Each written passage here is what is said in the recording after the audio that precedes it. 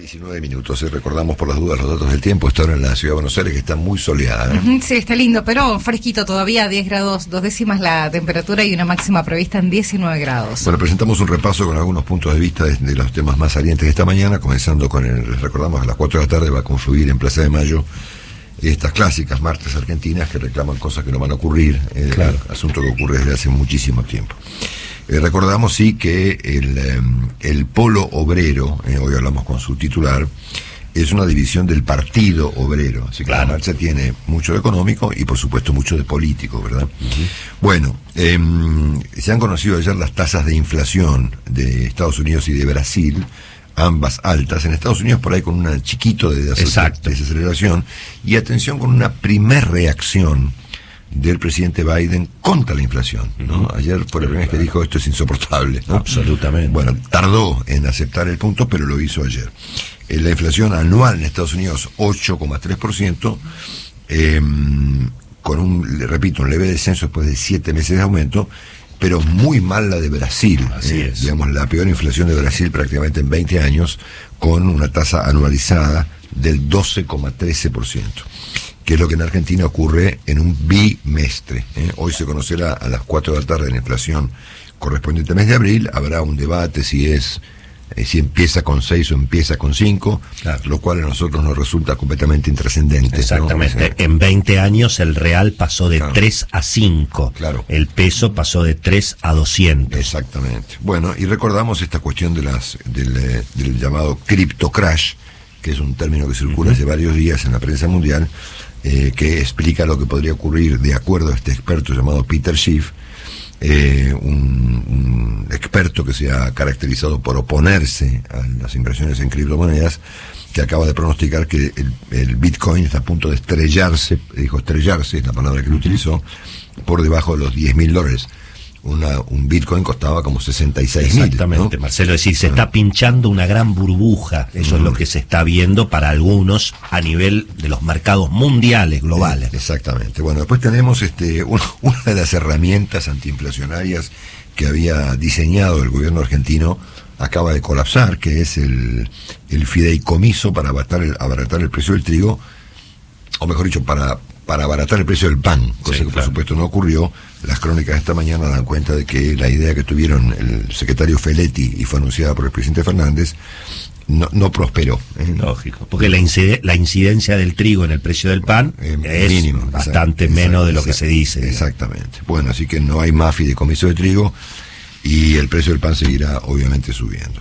Ayer habló nuevamente el ministro de Economía, Martín Guzmán. Esta vuelta lo hizo en un reportaje, no lo hizo en una conferencia con empresarios. Le ofreció un reportaje al programa, el histórico programa A Dos Voces, de Marcelo Bonelli y de Edgardo Alfano por TN, y dijo, entre otras cosas, que Argentina está dando pasos importantes para ordenar su economía. Aún no se notan, pero... Un poco exagerada la mirada, digamos, poco optimista, digamos, ¿no? Bueno, después tenemos una serie de extravíos que han ocurrido todos ayer. Por ejemplo, el diputados del oficialismo, del Frente de Todos, no sabemos si a favor o en contra del presidente, han planteado este proyecto del salario universal, que abarcaría nada menos que a 9 millones de personas, es decir, prácticamente un cuarto de la Argentina, que accedería a un salario mensual de 12.900 pesos, ¿no?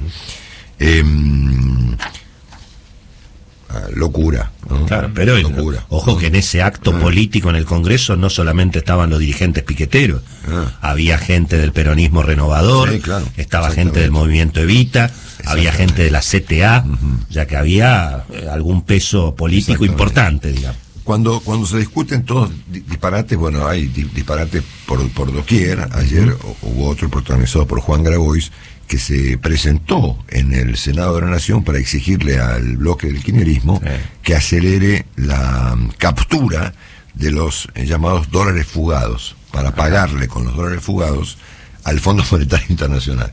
Y le reclamó a Oscar Parrilli y a otros integrantes del Senado, incluso eventualmente a la señora Kirchner, que se apuren con este proyecto de ir a buscar los dólares no declarados, asunto que presenta, supongo yo, bastantes dificultades, porque ¿cómo hace para encontrar lo que no está declarado, no? Efectivamente. Eso puede tomar tiempo, Bueno, en cualquier caso son un proyecto más loco que el otro. Entre algo más práctico, digamos, y que tiene que ver con la vida, sí, efectivamente, de todos los días, es que todo el mundo sabe que la ley promovida por el diputado Lipovetsky, que regula los alquileres en Argentina, fue un estrepitoso fracaso. Y lo que consiguió fue derrumbar el mercado de los alquileres y complicarle mucho la vida a los inquilinos y también a los propietarios. Por supuesto. Entonces se empezó a discutir una nueva ley. ¿Qué hizo el oficialismo? Defendieron la ley que estaba. Claro. Incomprensible, esto ya es directamente incomprensible porque hay un cierto consenso respecto de que esa ley fue un estrepitoso fracaso. Defender el fracaso es algo que nos cuesta un poco entender. Claro, pero contrato mínimo a 3 años y indexación una vez al año. Exactamente. Que además es un problema muy complicado para cobrarla, ¿verdad? Exactamente. Bueno, lo último que tenemos del tema Rusia-Ucrania, que me sirve para hablar de lo que me interesa esta mañana, que es del papel del presidente Fernández en la gira europea.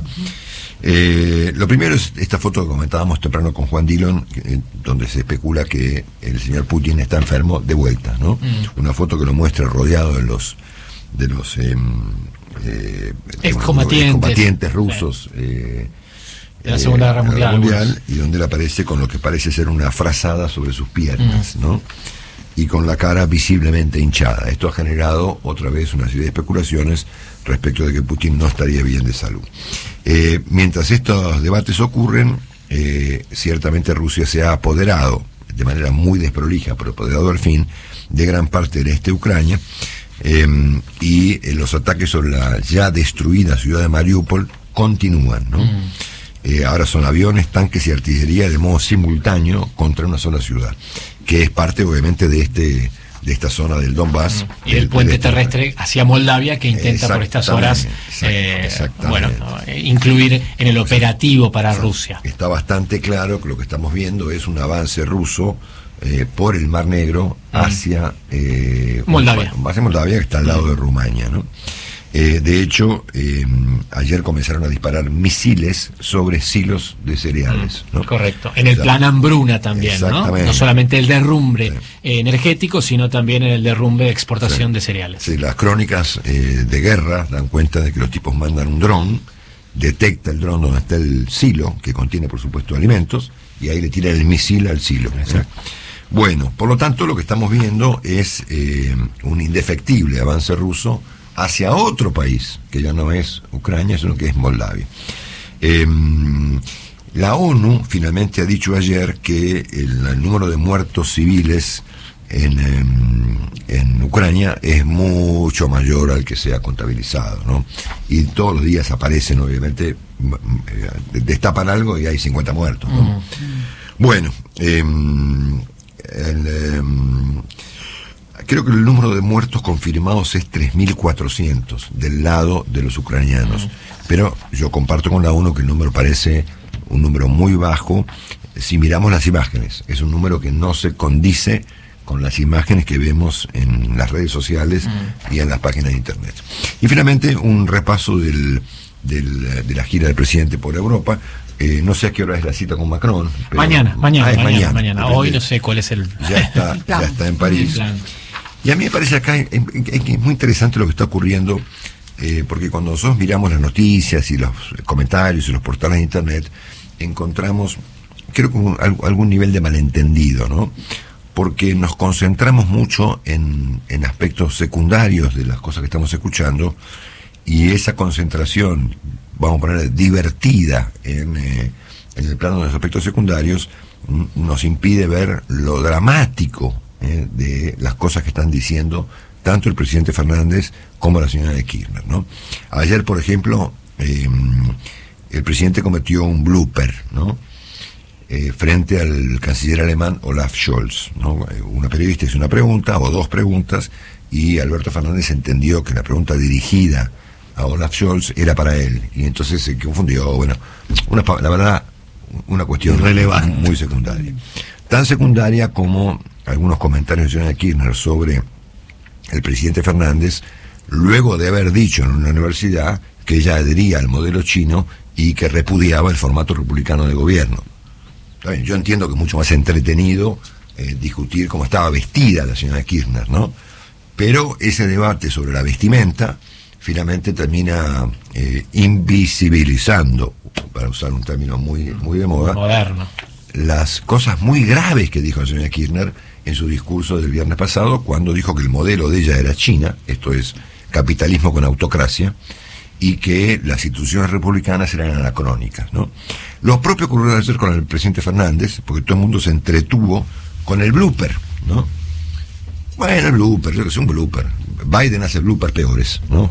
Sí, claro. Bueno, ponele. Pero este entretenimiento alrededor de Fernández hizo que las cosas gravísimas que dijo Fernández adelante de los alemanes pasaran a un plano secundario. Por ejemplo, el presidente sostuvo ayer que las sanciones aplicadas por el mundo occidental en el plano económico a Rusia son inapropiadas porque a su juicio repercuten negativamente en el resto del mundo. No sé qué fundamento habrá tenido el presidente para decir semejante barbaridad, pero ayer el presidente repudió las sanciones de todo el mundo occidental sobre un país que está masacrando a otro. Y al mismo tiempo relativizó la cuestión del envío de armas, ¿no? Y dicho eso, agregó que Argentina pretende, luego de haber ofrecido gas argentino a los europeos, dijo: nosotros pretendemos integrar los BRICS, y en los BRICS está Rusia y China. Entonces, decirle hoy la palabra BRICS a los europeos es no entender lo que está pasando. El presidente repudió las sanciones económicas, cuestionó el envío de armas y le dijo al señor Scholz que Argentina pretendía integrar este grupo anacrónico, digamos, llamado BRICS, que integran Rusia, China, Brasil, India y Sudáfrica. No, qué sé yo. Bueno, parece un dicho de Sergei Lavrov. Claro. Bueno, después, cuando en la Deutsche Welle, que ya nos contó Juan Temprano qué significaba la Deutsche Welle, le preguntaron por otra vez por Cristina Kirchner, digamos, el presidente dijo no haber decepcionado a su electorado, como sugirió la señora Kirchner, y dijo que su gran propósito era vencer a su enemigo, que es Macri, ¿no es cierto? Bueno, está claro que Macri quiere pretender ser candidato y que él lo considera un enemigo, pero yo creo que para los argentinos el presidente tiene misiones que son más relevantes, ¿no? Tal vez menos épicas, ¿no?, que vencer al neoliberalismo, pero hay un conjunto de problemas de acá hasta ese momento, para cuando él pueda efectivamente con su reelección vencer al neoliberalismo. Hay un montón de problemas que son muy severos y que están erosionando su imagen porque no los atiende. Por ejemplo, la inflación. Entonces acá hay un malentendido monumental en relación con el presidente Fernández, que evidentemente no tiene idea de lo que quiere. O sea, ir a Europa para ofrecer gas, lo cual en el caso de que podamos vendérselo es una muy buena idea. Al mismo tiempo repudiar lo que el mundo y sobre todo Europa hace con los rusos. Y arriba de eso repudiar el envío de armas. Y encima decir que quiere ser de los BRICS con Rusia. Alemania, Marcelo, que tiene otra implicancia, un país que se acaba de acomodar para estar cerca a Ucrania. Bueno, y para completar el panorama de la gran confusión mental que tiene el presidente Fernández en materia internacional, ayer se sumó al planteo que hicieron el presidente Arce de Bolivia y muy particularmente su amigo el presidente López Obrador de México, respecto de reclamar a Estados Unidos que invite a la cumbre de las Américas, el presidente Biden, que la convocó para el mes de julio en la ciudad de Los Ángeles, a Nicaragua, a Venezuela y a Cuba. Empezó López Obrador planteando que él no iba a ir si los americanos no invitaban a las 3 autocracias más relevantes de la región, que son Venezuela, Cuba y obviamente Nicaragua. Después se sumó el presidente Arce, que es el presidente de Bolivia, y finalmente el pobre Alberto Fernández terminó él reclamando, dijo, a ver, yo voy a ir igual, ¿no? Sí. Pero ahí está, habría que invitar a todos, ¿no? Quedando mal con todo. Sí, voy igual, pero igual. Entonces, acá la confusión del presidente Fernández incluye no haber entendido la esencia de Biden. A Biden le podrá ir mejor o le podrá ir peor. Está más o menos afectado por la inflación, por la edad, por Afganistán o por la sombra que que emite sobre él la figura del expresidente Trump. Pero Biden trazó una idea inicial, luego que dijo la democracia ha prevalecido, que fue su frase cuando asumió, cuando le planteó un desafío muy importante al mundo, que se ve que Fernández no lo agarró, ¿no? O no se lo acordó, o el canciller no se lo explicó, que dijo que el mundo era un conflicto que se organizaba alrededor de las democracias y las autocracias, ¿no es cierto? Nadie pensó que ese conflicto, muy bien descrito por Biden, iba a traducirse en una guerra, ¿no es cierto? Jamás pensamos que iba a llegar a tanto. Pero cuando el presidente Fernández le dice a Biden o a los americanos, a los norteamericanos, que inviten a las autocracias, es porque ni siquiera leyó el diario. No, el diario no, porque está bien, te entiendo, acá no salió. Pero hubo una cumbre en Alemania, unas semanas después de la asunción de Biden, donde esta política norteamericana fue especificada. Autocracias, no. Entonces, esta combinación de elementos que arranca con decir, por ejemplo, que él finalmente quiere lo mismo que Cristina Kirchner. ¿Y creo que quiere Cristina Kirchner? Una autocracia china con un formato republicano diferente. Exacto. Que le suma que él quiere ser socio de Rusia. Que le agrega que las sanciones económicas son incorrectas. ¿Qué pretende? Que lo ayuden, ¿no es cierto?, a la que le den un préstamo a Rusia. ¿Qué arma no hay que mandar? Argentina no se sumó a ningún embargo. Por eso. Y arriba de eso le pide a los americanos que inviten a los nicaragüenses a una cumbre en Los Ángeles. Tenemos un problema mucho más serio enfrente que el blooper cometido ayer en la conferencia de prensa. Esta es la agenda económica. En Longobardi por CNN AM950.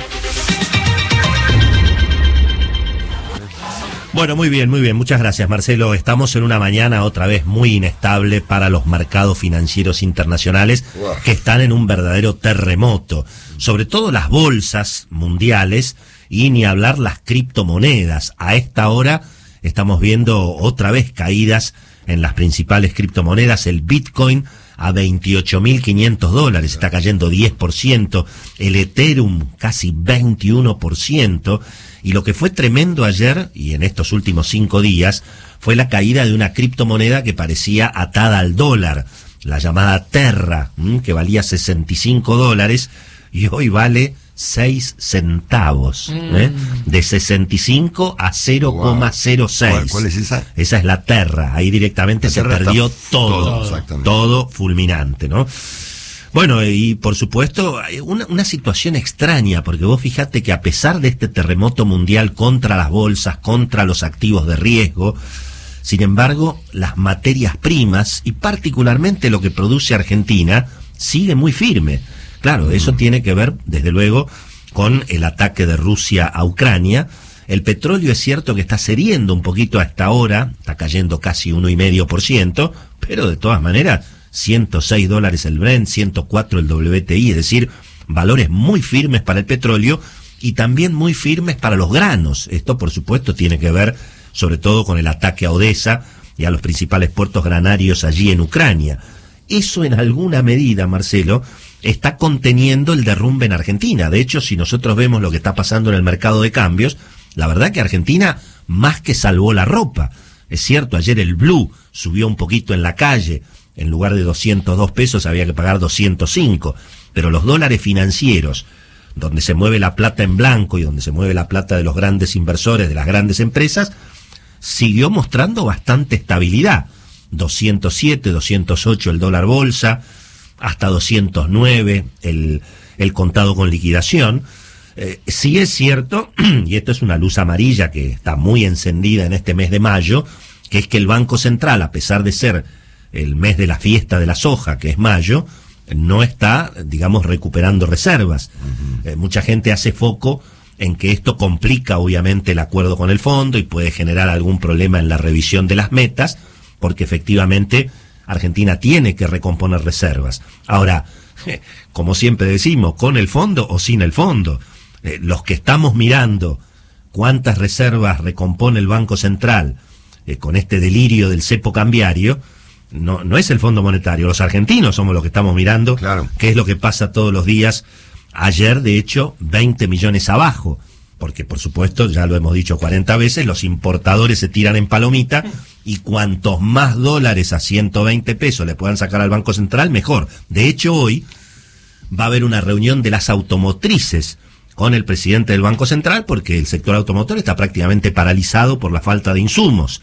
Ahora, claro, del otro lado, el amigo Miguel Pérez va a decir, muchachos, yo dólares no tengo. Porque si no se levanta el cepo, si no se sinceran los precios, no hay forma de recomponer reservas. Entonces, ¿cuál va a ser la respuesta del gobierno argentino a las automotrices? Pongan los dólares ustedes, muchachos. Es decir, que las terminales en el exterior, las casas matrices, eventualmente salgan a pedir crédito en dólares para que las automotrices le den los dólares a las autopartistas. Y de esa manera no se paralice la producción. Bueno, veremos. Seguramente cada una de las empresas hará sus cuentas, tendrá sus relaciones con las autopartes, pero lo que estamos viendo, bueno, es la consecuencia de este modelo económico del cepo, donde, bueno, obviamente cada vez quedan menos dólares para la producción. Hay sectores muy sensibles, laboratorios entre ellos, que también están reclamando problemas de abastecimiento. Insisto, en un escenario internacional muy complicado, Marcelo, donde se están profundizando las caídas. Estamos viendo a esta hora también los futuros de las bolsas internacionales para abajo, el Standard & Poor's 606 abajo, el Nasdaq 1% abajo de caídas. Pensá que en 4 meses, enero, febrero, marzo, abril, mayo, 5 meses, ya las pérdidas en las bolsas de Nueva York son entre 25 y 30%, ¿verdad? Y en este escenario, también las bolsas europeas muy golpeadas esta mañana, casi 3% abajo la bolsa en Londres, 2% cayó la bolsa en Tokio en la madrugada, así que el escenario evidentemente más que complicado. Mientras tanto, ayer el gobierno finalmente presentó lo que a mí me parece una reducción parcial de subsidios, ni siquiera es un aumento de tarifas, porque al mismo tiempo el gobierno no saca los impuestos. Entonces, finalmente, ¿cómo va a terminar el partido? Y bueno, 17% de aumento en la electricidad en junio para la mayoría de la gente, prácticamente ningún aumento para los que reciben tarifa social, y hoy, con esto termino, querido Marcelo, hoy se define la famosa segmentación. ¿A quién le van a romper la cabeza? Que tampoco le van a romper la cabeza, porque aparentemente el aumento de tarifas para los hogares supuestamente ricos va a ser en todo caso del 120, 170%. Tampoco es un aumento tan significativo. ¿Cómo va a ser la segmentación? Hoy lo va a presentar el gobierno. En principio es por barrio, también por ingresos. Dicen los hogares que tengan ingresos superiores a 300.000 pesos, que son $1.500. Sí, claro. Los hogares que tengan ingresos superiores a $1.500 son ricos. ¡Epa! Se lo decimos desde acá, Marcelo. Muy bien. Se lo decimos desde CNN Radio AM950. Todo hogar que reciba más de $1.500 de ingreso se considera rico, Marcelo. Muy bien. Así es. Bueno, veremos cómo sigue hoy la discusión sobre las tarifas, Marcelo. Muchas gracias, Willy. Fue el comentario económico de Willy Cohen.